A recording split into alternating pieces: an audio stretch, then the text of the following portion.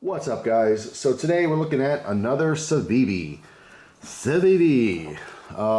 They have hit the market running. It just seems like, you know, so many cool new knives are out there, and there's obviously all the regular brands we know of and stuff, but in the last few years, it's just Civivi has just been hitting it, man. They have some cool designs, very affordable. If you're not familiar, Civivi is basically like the more affordable version of WE Knives. WE Knives are, you know, a little more expensive, have higher end materials, generally speaking, some better blade steels, and some pretty unique designs as well. But Civivi has been a-okay with me, making some really cool knives that are affordable, that are super functional. And this is one of those knives. This is very, very clean. That's the biggest takeaway from this one. It's a very clean design. It works well. It slices like crazy because of the blade profile and everything. This one is the Riffle. Specifically the C2024A. All right, this has the brown micarta scales, which I do like micarta quite a bit. I think the brown is kind of nice. It's just a little bit different. It's not, you know, black, black, black, but it doesn't necessarily have like big colors either. I like kind of some of the natural micartas and browns and tans, you know, things like that. But the Riffle it's just simple. It's a simple, fantastic EDC option. Overall, very comfortable, very slick. We have a full flat ground blade. Well, I shouldn't say full, but almost full. I mean, you know, here's the flat that starts from here. I mean, obviously I have this large cutout, which you can use to open the knife as well. It's just really, it's simple. It's a simple design. It's not like super exciting, but I think it's a really good looking knife. I think it's actually pretty aggressive with that cutout and the blade design. There's nothing like super crazy special about this knife. It just works. This one has a 3.5 inch Sandvik 14C28N blade, 7.9 inches overall, 4.5 inches closed, and comes in at 3.3 ounces.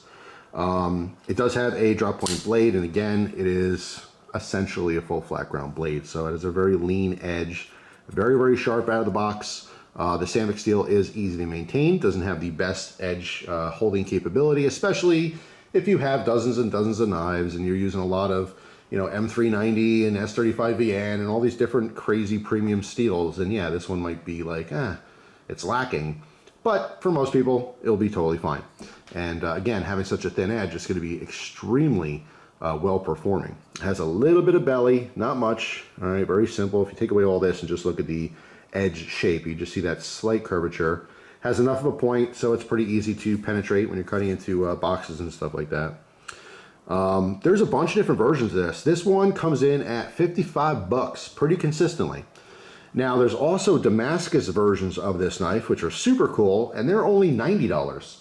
You know, so, and I don't know offhand what the Damascus is made of, but a sub $100 knife that has, you know, pretty good ergonomics.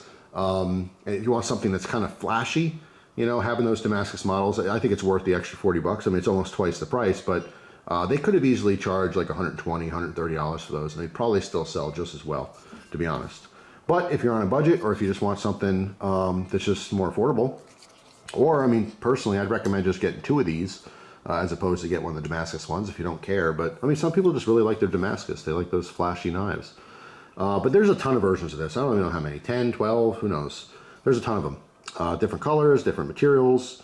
And again, not sure exactly what the Damascus blade is comprised of, what steels are in that. But this Sandvik steel has been totally fine, holds up fine. I would definitely suggest, you know, maintaining it, stropping it up when you can, and when it needs a sharpening, make sure you sharpen it. But I think it's a fantastic EDC option. Very simple handle shape here. All right, just a little bit of a kick out, almost like you know, an AK mag or something like that. Just kind of curves ever so slightly on the bottom.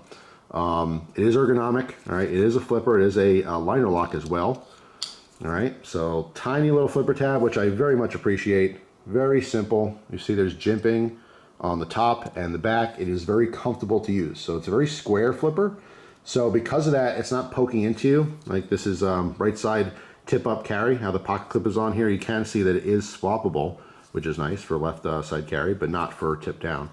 But when you're carrying this, it's just sometimes some flippers come to such a point that it's like, it's just annoying if you're dipping into your pocket. Sometimes it rubs in your hand. Sometimes it'll just, you know, stick in your leg a little bit. But this one's very squared off. and it works really well. It's comfortable. It's very comfortable, flies out super fast. You know, if you're talking about like all these different automatic knives, people love autos because they're cool. But, you know, the day of, I have an automatic knife, so it's faster than your knife, those days are long gone. When Speed Safe came out and assisted knives came out, and when, you know, the Emerson Wave came out, like, automatic knives, you don't buy those because they're fast to open. I mean, all these flipper knives, boom, that's it. Instead of pushing a button on the side or a button on the back, or, you know, an auto pushing a, you know, switch on the spine, literally just, this might as well be your button. This is your automatic button. Push down on the button, there's your blade. Could not be faster, am I right? Plus, you know, it's just a little bit less headaches with the legal issues across the US and of course, you know, across the world.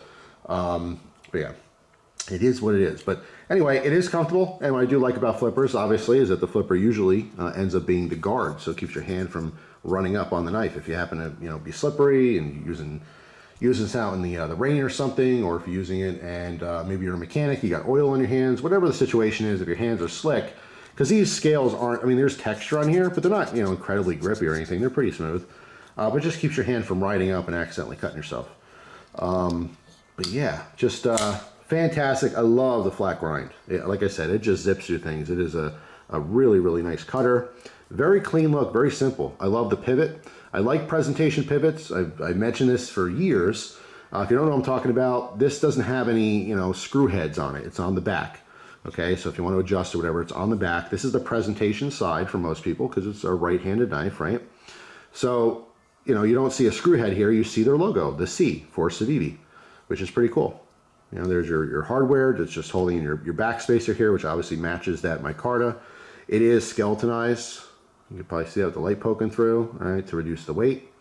Very easy to see it on the other side. It carries very well, as well. There's enough, you know, springiness in the spring steel for the clip, all right? Fairly smooth body, so it's not going to grab onto the pocket too much. Skeletonized clip on here. Just really nice. Little flat squared butt on this one, and you can see there's a little post for your lanyard. So if you want to stick a lanyard, goes to this side, pops out that side. Just really simple. Like I said, I mean, it's not like anything new or special. It's just a fun, simple design. It's fast, it's sharp, and it's affordable at under 60 bucks. All right, so if you're on a budget looking for something new, Civivi overall as a brand is just fantastic. I've really liked a lot of the Concept knives as well that's available. They're a little bit more expensive, but they're offering some really interesting stuff. It's just, there's so many different knives from China these days that are, they're really just performing. You know what I'm saying? When I first got into knives way back in the day, you know, in the 90s, and it's just, you know, Chinese knives were junk. That was just flat out. Is that was made in China? That's junk. Total junk. That just doesn't exist anymore. You know, is that made in China? Okay, what does that really mean? It means that they're using slave labor, and that's horrible. It means a lot of different things to a lot of Americans and a lot of people around the world that just don't like Chinese products. But you can't ignore the fact that they're making a decent product these days, and in some cases, they're making fantastic products. At what cost? Well, that gets into some politics, you know, and some people just don't like buying these Chinese knives for that reason. And I respect that, that's fine. Everyone has their own opinion on stuff, but you know, when I do these videos, I try out the stuff. I mean, it doesn't matter what the logo is, doesn't matter where it came from. It's just a knife. This could have been made in Georgia. It could have been made in Shanghai. It could have been made in Germany. It doesn't make a difference to me. I'm just, you know, using them and telling you how I feel about them. You know, it's up to you if you want to focus on politics and boycotting certain things and not wanting to support other things, and it's totally fine. But I try to keep it out of these videos. But, you know, overall, knives made in China, it just means they're made in China. That's it. It is no reflection anymore on their quality. You know, obviously the price is a reflection. A $4 knife made in China is probably still junk. In fact, I'll go out on a limb and say that they're all junk if they're $4. However, you know, a $55 knife, $60 knife made in China, it's kind of a toss-up these days. It could be fantastic, or it could still be junk. Just kind of depends on, you know, where you're getting it from, who's making it, and what it is. But Civivi, I've been very impressed. You know, people who are on a budget, people who love their CRKT knives, they love their Kershaw knives. Civivi is a brand you should be looking into. It's just one of those things. If you haven't heard of them, you know, it's worth looking into because they have so many models and they're pumping them out left and right, constantly bringing out new stuff. And when they have a knife like this, they have a ton of different versions. Like, you look at this and some people are like, brown? It looks like a turd. Who wants a brown knife, right? Hey, if that's the way you think, and you don't want your knife to look like a turd, maybe you go with a red one, or a purple one, or blue, or green, or yellow, or whatever else they have available. You know what I'm saying? They come out with so many variants on the same knife, which is awesome. We've seen that with lots of different companies in America. We've seen Kershaw, or excuse me, well, yeah, Kershaw has done a couple color things here and there, but what I meant to say was Spyderco Benchmade. Those are the two big E's, right, for America, Spyderco Benchmade. And they have their flagship models. Benchmade has their Griptilians and stuff. You've seen a ton of different colors, a ton of variations on it. You know, of course, Spyderco has their Endura line and their Delica line stuff. And over the years, they've made tons of different versions, tons of different colors. So, you know, it's not like you're just stuck with brown, is my point. You know, these companies are smart enough to realize that not everyone's going to like brown. Not everyone's going to want boring black. Not everyone's going to want bright pink. So they have options. They have tons of different versions of it. I think it's really cool. And I do like that Civivi does a lot of their knives, their knife designs they come up with. They'll have a Damascus version. They'll have like the high-end version of it, you know. So if you want something with the bells and whistles and to look pretty and stuff, and you like that Damascus blade, you can spend a little more for it. But it's still usually reasonable. It's not like, you know, 3 times the price. Now, of course, the people getting hung up on the whole China thing, you know, there are American companies like CRKT and Kershaw I absolutely love, but they have a lot of their stuff made over in like Taiwan. Now, there is a big difference between Taiwan and China. However, it's still made overseas. So it's just one of those things. I like to keep politics out of it, because if I really start getting political, I'd have a lot less knives to play with. That's just how it is. So that's it. Hopefully you guys have a fantastic day, and I will see you tomorrow with a brand new video. Take care.